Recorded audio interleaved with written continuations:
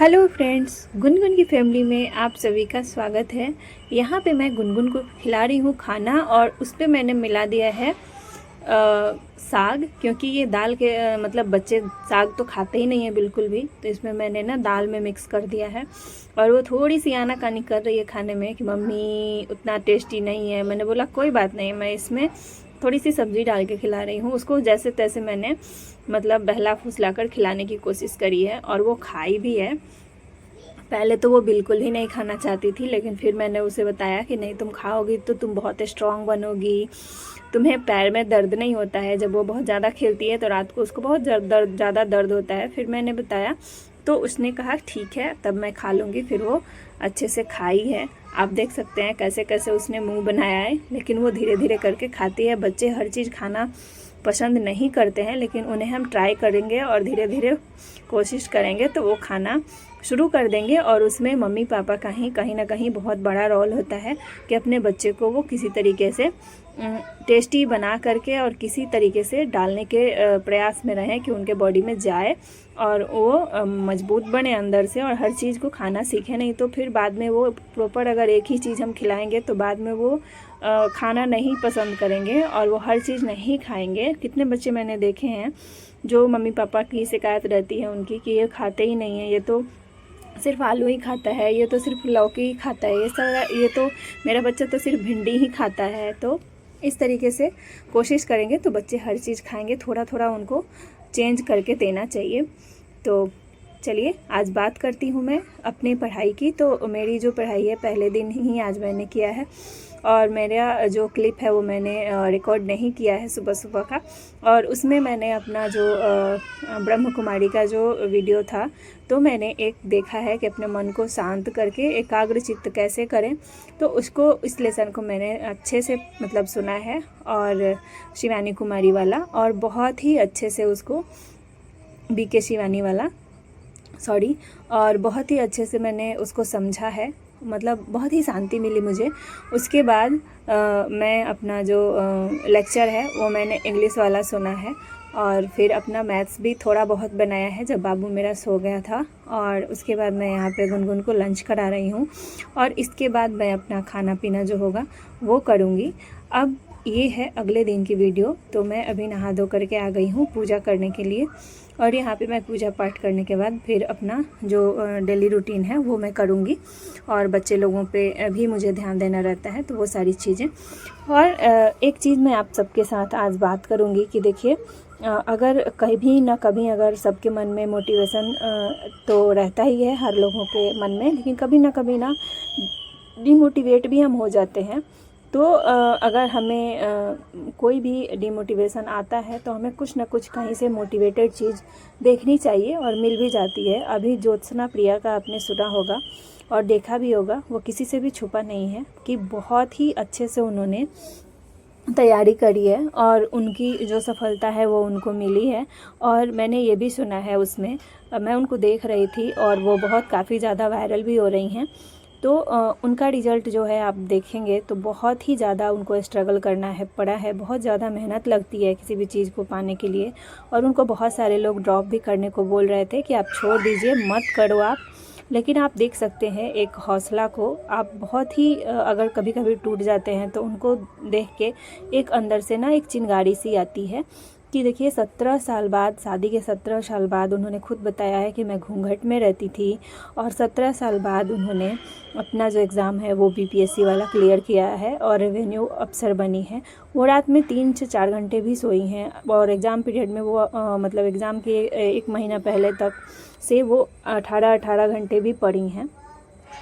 तो और उन्होंने ये भी बताया है कि मतलब बहुत 5 साल तक उन्होंने कहीं भी शादी ब्याह में, किसी फंक्शन पार्टी में, किसी बर्थडे पार्टी में कहीं भी वो नहीं गई हैं, किसी को भी अटेंड नहीं किया है। तो 5 साल वो कमरे में कैद होकर के पढ़ी हैं और वो 4 या 5 बार फेल भी हुई हैं। तो काफ़ी लंबी यात्रा, काफ़ी स्ट्रगल भरी जर्नी रही है उनका। और उन्होंने ये कहा कि हमें रोकने के लिए भी बहुत सारे लोगों ने प्रयास किया कि ये क्या ही करेगी, अब क्या पढ़ के करेगी ये इतने सालों बाद। लेकिन उनके मन में एक जो ज्वाला बनी हुई थी कि मुझे एक जुनून था अंदर से, तो मैं करती गई। पहले मुझे लगा और उन्होंने ये बताया कि सबसे ज़्यादा उनको सपोर्ट किया है उनके पति ने, सबसे ज़्यादा उनका सपोर्ट सिस्टम वो रहे हैं। बाकी फैमिली भी रही है, बच्चे भी उनके बड़े बड़े हैं। तो वो बता रही थी कि शुरू में तो मुझे समय नहीं मिलता था, या जैसे भी था एक पढ़ाई का एक मेरा जो सिलसिला था वो छूट भी गया था। और जब बच्चे पहले तो बिल्कुल टाइम नहीं मिलता था। जब बच्चे थोड़े बड़े बड़े हो गए, फिर जब 4-5 साल के हो गए, फिर मेरे पास थोड़ा टाइम मिलने लगा, बच्चे स्कूल जाने लगे, तो मुझे खाली समय मिलता था, तो फिर वहाँ से मैं अपना पढ़ना स्टार्ट किया है। और वो ज़्यादातर मतलब घर में रह कर के पढ़ी हैं और कहीं जाके नहीं पढ़ी हैं। और उन्होंने बताया है कि NCERT उन्होंने अच्छे से पढ़ा है 6 से लेकर 12 तक। और उसके बाद उन्होंने जहाँ जहाँ से कोचिंग के बुक लिए हैं या थोड़ा सा क्लास वगैरह दिया है, पढ़ा है, तो वो भी उन्होंने सजेस्ट किया है, तो वही भी उन्होंने बताया है। तो वो जो तैयारी कर रहे होंगे उनको थोड़ा सा मतलब आगे रास्ता दिखेगा, अपना मोटिवेशन मिलेगा। लेकिन मुझे भी बहुत ही अच्छा लगा उनकी ये चीज़।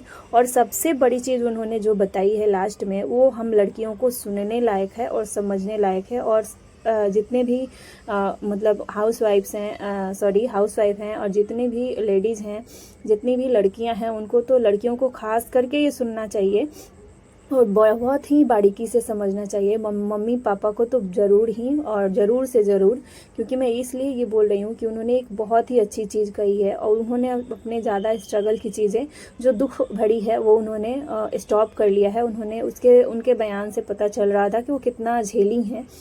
तो उन्होंने यही बताया है लास्ट में, अगर उन्होंने एक संदेश दिया है एक मम्मी पापा को, एक समाज को। जब उनसे पूछा गया कि आप क्या बताना चाहते हो, क्या संदेश देना चाहते हो आप लड़कियों को, तो उन्होंने एक बहुत बड़ी चीज़ कही है, वो ये कि कोई भी लड़का राजकुमार नहीं होता और कोई भी लड़की रानी नहीं बनती है।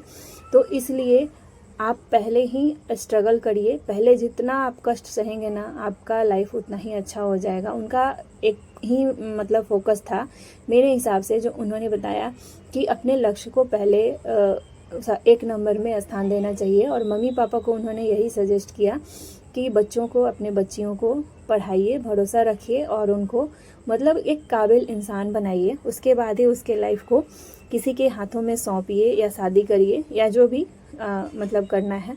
लेकिन उसके पहले उनको ज़रूर एक मतलब अच्छा एक काबिल आदमी बना दीजिए, एक काबिल लेडी बना दीजिए। तो और लड़कियों को भी इन चीज़ों का ध्यान देना चाहिए। शुरू में मतलब लगता है कि हम मतलब ऐसे कर लेंगे, वैसे कर लेंगे, शादी के बाद ये हो जाएगा, वो हो जाएगा। लेकिन होता है बहुत सी चीज़ें, बहुत कम ही लोग होते हैं जो फुल सपोर्ट करते हैं। नहीं तो बहुत सारी ऐसी फैमिली होती है जो शादी के बाद एक दिमाग में छवि सी बन गई है सबके कि शादी होगी, उसके बाद वो पूरा घर गृहस्थी संभालेगी, ये करेगी, वो करेगी। एक अलग सा ही उनके दिमाग में मतलब सपना ये रहता है। और शुरू से ही ऐसा होता आया है, इसलिए उनके दिमाग में ऐसी चीज़ें चलती रहती हैं। और लड़कियों को, माताओं को, हमने अपने माओं को भी देखा है इस तरीके से अपना मतलब अपने लाइफ को जीते हुए।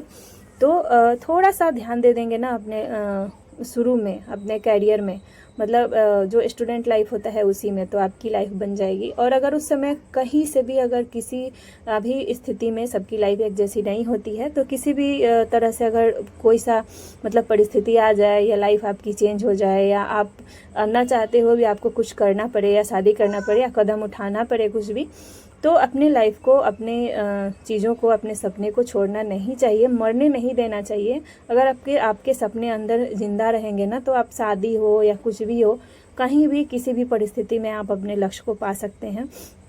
और ये हमने उनसे सीखा है, तो ये बहुत बड़ी बात है। और मुझे तो बहुत ही ज़्यादा मतलब इम्प्रेस हुई मैं इस बातों से, बहुत मतलब गहरी और बहुत ही मतलब सूझबूझ वाली ये बात है। तो चलिए मिलते हैं हम अगले वीडियो और ब्लॉग में। और यहाँ पे मैं बना रही हूँ अपना आंवले का अचार।